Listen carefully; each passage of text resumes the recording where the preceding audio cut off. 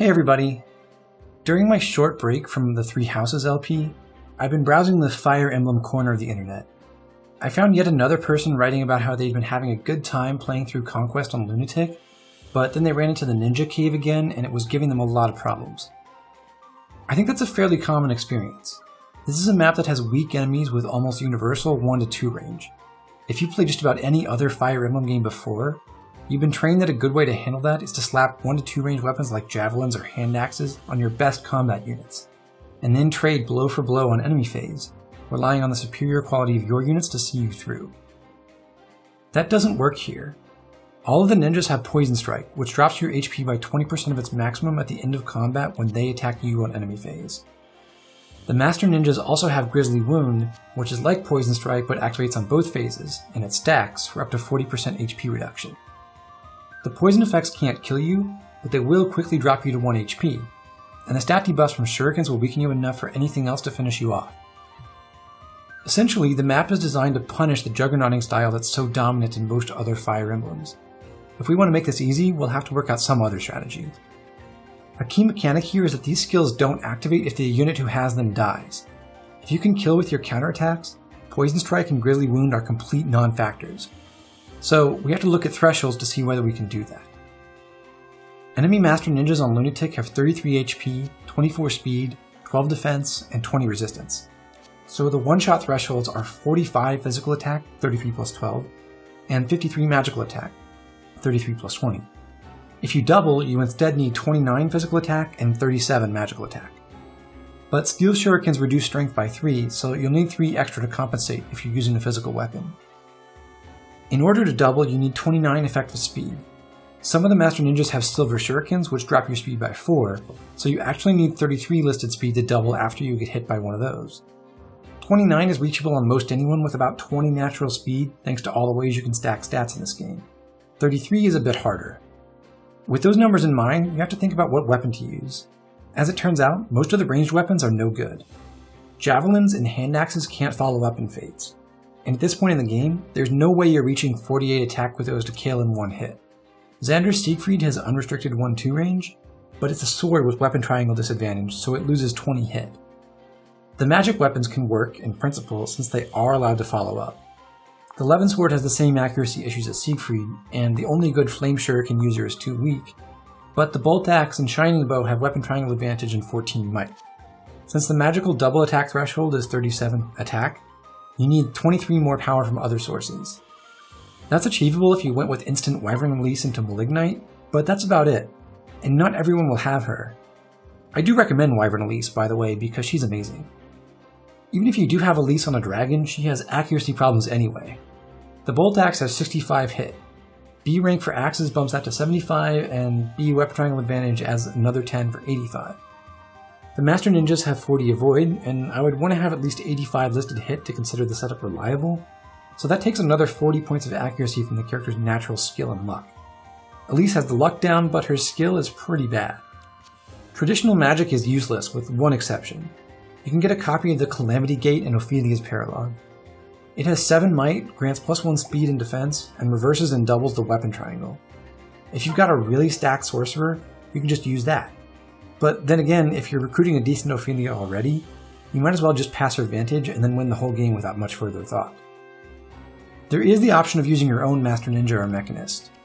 The only natural one is Kaze, who's going to struggle to have enough attack power, speed, and bulk all at once to survive. Master Ninja Silas via Friendship with Kaze, or Laszlo via Heartseal will tend to do better. That brings us to our last option, bows. Typically, bows are terrible enemy phase weapons, since they can't counter adjacent enemies, but here they have 3 big things going for them. For one, they're physical weapons with good stats, so they're reliable and they hit ninjas on their weaker side. 2, the terrain here favors them a lot, because bows can shoot over walls and enemies can't stand on them. And third, Conquest AI is exploitable. In Conquest, enemy units will refuse to attack people they can't hurt, whether that means 0 damage or 0 hit, as long as that target can fight back. This feature is designed to up the challenge, making it impossible to grind down enemies with a single unit who has super stacked defense. But in this mission, we can take advantage. Just give someone who's really bulky a javelin or hand axe, and have them park in a choke point without attacking anything. The strongest Master Ninjas have only 29 attack, which drops to 25 when facing weapon triangle disadvantage, because they lose all their weapon rank bonuses. Base Xander with a defense boosting guard stance partner can reach 29 with a javelin, and a defensive wyvern lord like Baruka or Percy can usually get to 25. As long as you don't make them fight anyone who has a shuriken, they'll never take any defense drops, so all the ninjas on the map will ignore them. So this creates a mobile wall. Put your bow unit behind them, and you can watch 5 or 6 ninjas rush to their deaths all at once. I'm going to demonstrate that with 4 opening turns on this map. I'll kill all the enemies in and around the central room, then eliminate all the ninja reinforcements from the south, and trap the mechanist reinforcements as well. Most players will have a viable bow unit at or near promotion when they get here. Level 20 Niles, promoted to Bow Knight, has 17 strength and 24 speed on average. When you combine the 10 might of a bronze bow plus 2 with a strength tonic, Laszlo's fancy footwork, bow ranks, and a meal, he can reach the 32 attack mark even without para. As for speed, a tonic, a meal, Laszlo's rally, and Azura's inspiring song put him almost at the 33 speed mark. Any plus speed guard stance partner will do. Good alternatives for Niles include Kenshi Knight Mozu via Archer, who's about 1 point faster, or Bow Knight Selena, who has a little bit more strength. If you don't have any of those, there's always the pre-promoted adventurer with 18 strength and 24 speed you can recruit at the end of the previous chapter. My unit of choice for this job is one of the worst possible, Merchant Mozu. Now, there's nothing actually wrong with that in itself. Merchant is a fine class for Mozu because of its good HP, strength, and defense. But she's a merchant and not sniper or Kenshi Knight, because I raised her all the way to level 19 as a villager before promotion. You definitely should not do that. Even if you don't train her at all in her join chapter, level 1 Archer Mozu can be useful. She one-shots all the Sky Knights in chapter 10 with a forged bronze bow, giving her like 4 or 5 easy levels. She also gets good opportunities to train in chapters 11 and 12. Villager Mozu is terrible. Her base defenses are so bad that she relies on ranged attacks to do anything for her first 10 levels or so. But with E-Lances at base, she has no javelin access. So why did I use her? Well, this save file is from a long-time project of mine, a challenge run where I have to recruit and train every unit with no DLC or castle wrangling. So I had to use Mozu, but I also didn't have enough heart seals to spare, so it was villager all the way.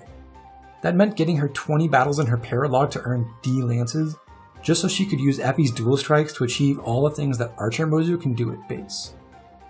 This also means I've spread my XP really thin, so my whole team is underleveled. Merchant has only 6 movement, and it's a good 5 points slower than Mozu's other bow classes, so she's not even going to reach that 33 speed threshold to double after getting hit by a silver shuriken. I can get around that, we'll see how in a little bit. Before I start, I'll scroll through my whole team quickly so you can see what I'm working with. As usual in all my demonstration videos, everyone has their average stats. I have cooked a +2 strength, speed, and defense meal thanks to Perry in the mess hall, and Elise and Xander has some stat boosters that won't be relevant because they're not deployed. The wall I'm using here is Percy, who has enough defense even though he's not yet promoted. There is a downside to using a hand axe for this, we'll see that in a minute. While Percy and Mozu are going to demonstrate the main idea in this video, I'm also following my own notes from my challenge run, so I'm going to feed other underleveled people like Perry and Silas. They will give me some opportunities to talk about other ways to handle ninjas. Oh, and I want to shout out Serenus Forest user Josh CJA, who has posted a lot of heterodox ideas about Conquest there, including the basic concept behind this strategy.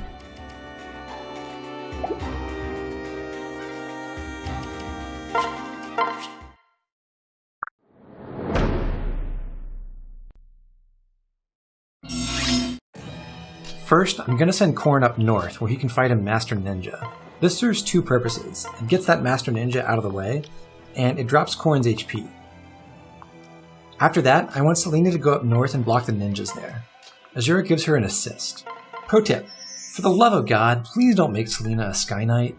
Yes, she wants flight, but she's also desperate for more strength, and Sky Knight offers none of that, while it also burns one of your only 5 heart seals before chapter 20.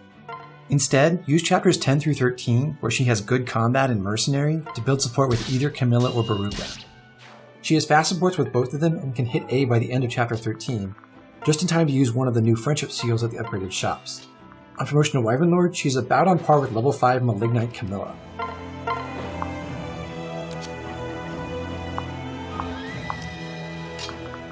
Shelter Singing is a great way to get extra movement in these early turns. When you shelter Azura, another unit can transfer for her and switch to her, allowing her to sing again.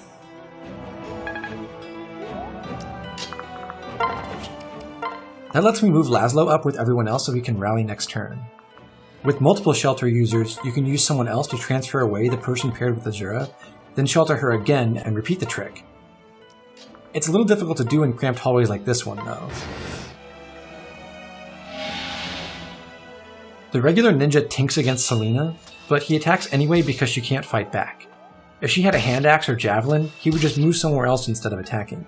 But when he stays there, he forces the Master Ninja to hit Selena at one range.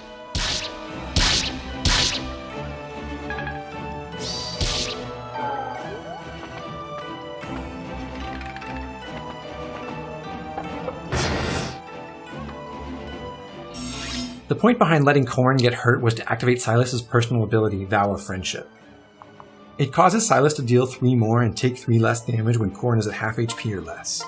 Silas with Vow of Friendship can replicate everything that Paladin Jacob does in the early game, and Corrin's Dragonstone lets him fight competently in the early maps even when he's at low HP. Camilla with her Steel Axe is just barely strong enough to pick up this kill in attack stance when Silas misses. Attack stance is a great tool for fighting on this map. It can boost your damage output by 50% or more, especially with someone like Camilla supporting you. Ordinarily, my Mozu would be airborne right now. Since she's still a foot unit, I have to clear the Caltrops out of the way to get her where she's going.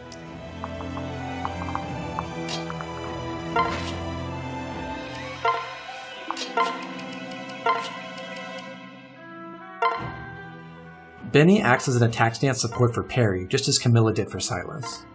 Attack stance gives hit bonuses that make parry's attack more reliable in its own right, and Benny can cover for her on a miss.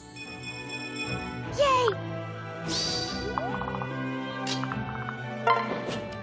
Switching Benny to his own javelin forces the ninja up north to attack Parry. Thanks to Bloodthirst, Parry has enough strength to one-round that ninja with Benny's help.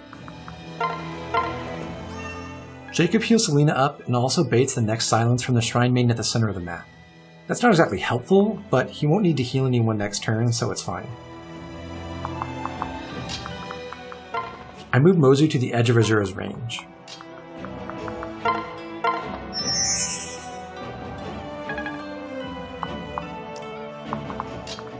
With Inspiring Song and Fancy Footwork, she's fully buffed and ready to kill some ninjas.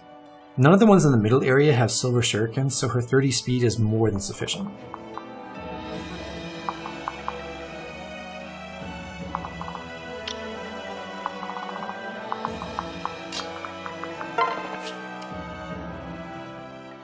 Lastly, Percy has to plug the hole. The only problem is a samurai with an axe splitter who doubles him. If I don't do anything about that guy, he'll attack Percy and weaken him enough for the quick draw samurai to kill him. If Percy attacks him first, though, then the samurai will see on his own turn that he will die to Percy's counterattack. In that situation, Conquest AI is programmed to retreat toward an allied healer. I should point out that my Percy has movement +1 and quick draw, skills I had Effie and Arthur earn via friendship seals right before I recruited him. Promotion to Wyvern Lord would have given him enough movement without movement +1, and the extra 3 defense would also have solved that whole problem where he dies to the samurai.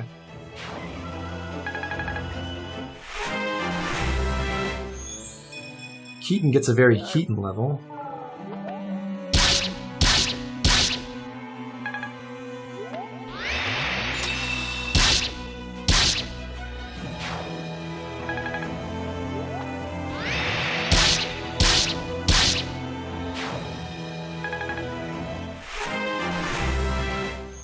And Mozu gets a Mozu level.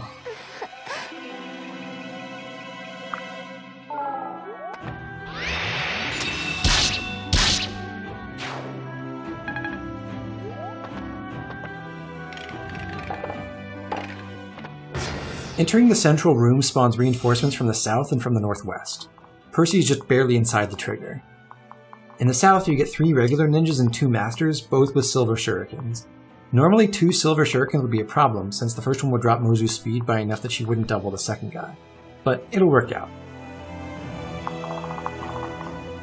The Mechanist and Automata from the northwest spawn behind a 1-tile choke point. A really fat unit like Benny can sit there for as long as he wants. The 3 puppets body block their Mechanist.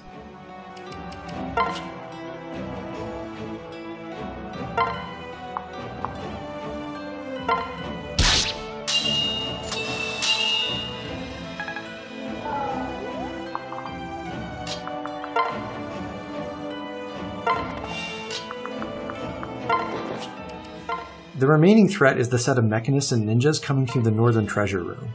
I can set up to split them, making the wave a lot easier to clear.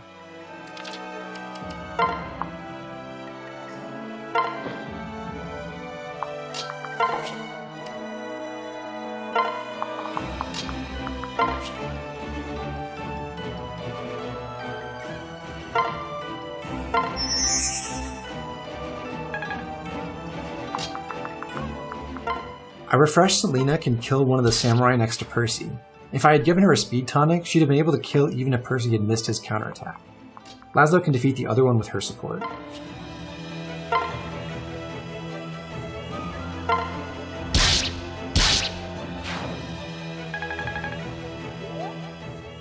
Mozu doesn't have inspiring song or fancy footwork buffs, so she needs help fighting this 1 silver shuriken master ninja. Percy provides.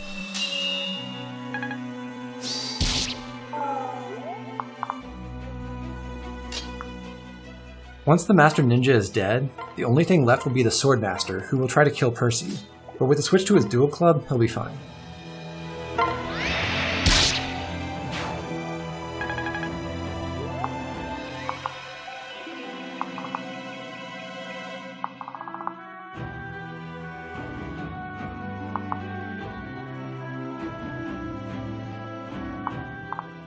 Silas sets up an attack stance with Camilla again.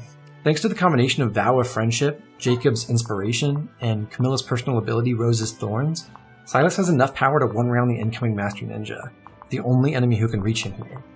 Kaze is similarly only in range of one enemy, a Mechanist.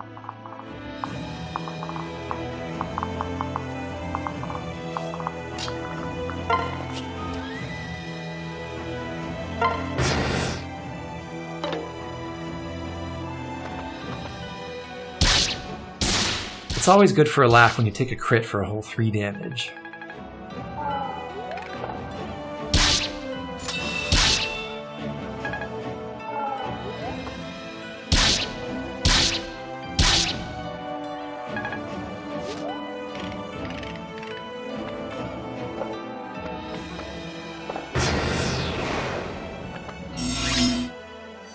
Mozu's gonna kill all those southern ninjas now, but she'll need a song from Azura to do it. Since she has to get refreshed anyway, she might as well take the time to heal up.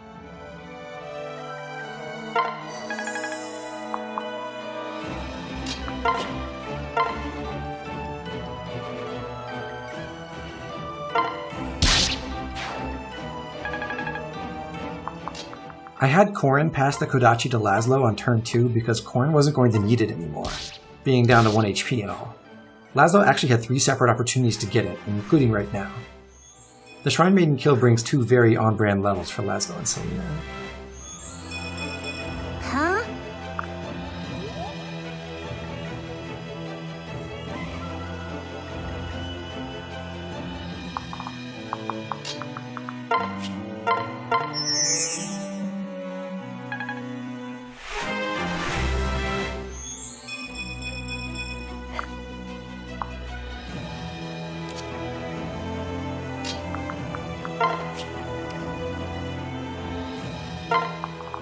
By turn 4, the ninjas down here have moved up enough that every single one of them can reach Mozu behind the pillar.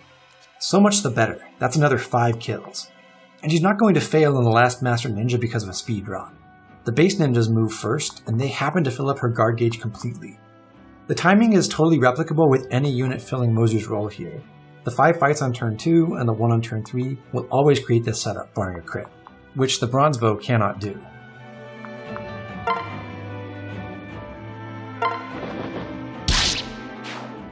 Quick Draw Percy is so good.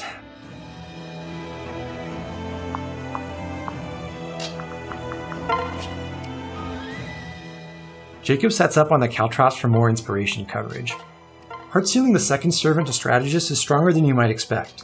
Mounted healing is useful, they get stacked auras far earlier than anyone else, and it's not too hard to feed them a level or 2 in Chapter 16 after they rejoin. I actually did the prologue chapters with female Corrin to get Jacob to level 3, then used Branch of Fate afterward with male Corrin. The second servant rejoins exactly 12 levels higher, which from level 3 is enough to arrive with Tomebreaker, and Jacob had something like 97 XP toward level 16 as well.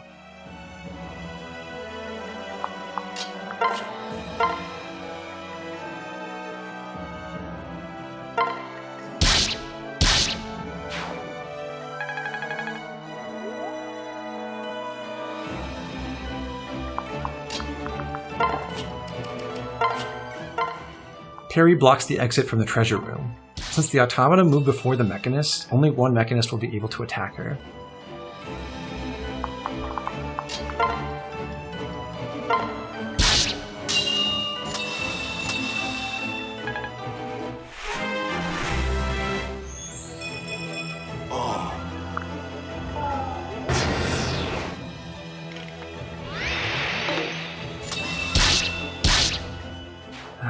Never gets old watching the carnage.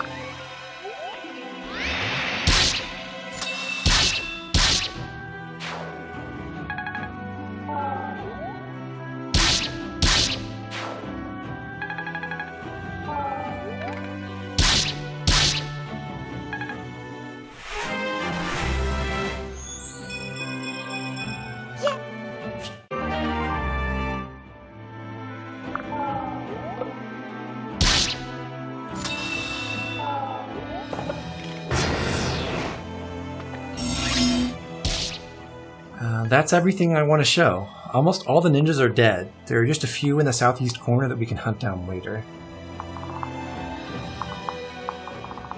If I can muscle my way through the mechanist in the treasure room, I can send Kaze to retrieve the 5,000 gold from that chest before Saizo gets in there. I haven't used any Dragon Veins at all, so he's been on a direct course for that room since turn 2. He would get distracted fighting the mechanist near Benny, but if I put someone else in that space, then he'll disarm the Caltrops and keep moving through the northern passageway.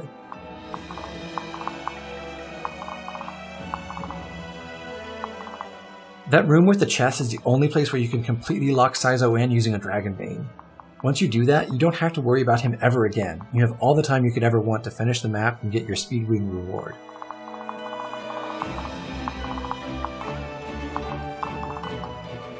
So if you're finding yourself struggling with Chapter 17, or you just want to have a plan in your back pocket when you replay the best Fire Emblem game, I hope you found this useful. Thanks for watching.